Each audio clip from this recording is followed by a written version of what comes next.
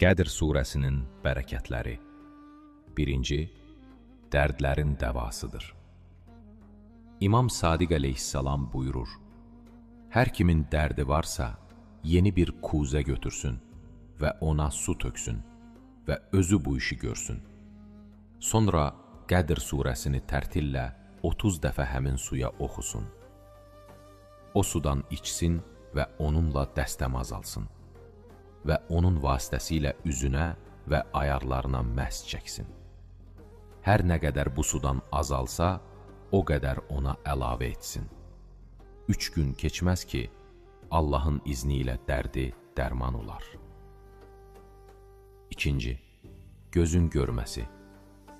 Hər kim Qədr surəsini suya oxuyarsa və həmin sudan içərsə, Allah onun gözündə nur qərar verər.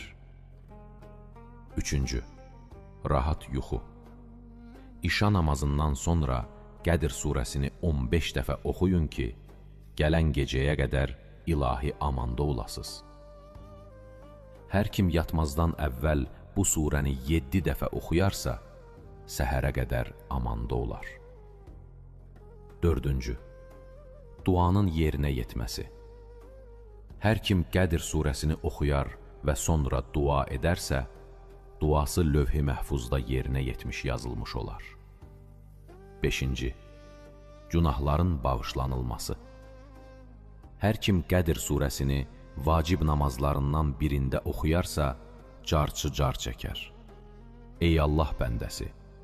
Keçmiş günahların bağışlanıldı. Ona görə də əməllərinə başdan başla.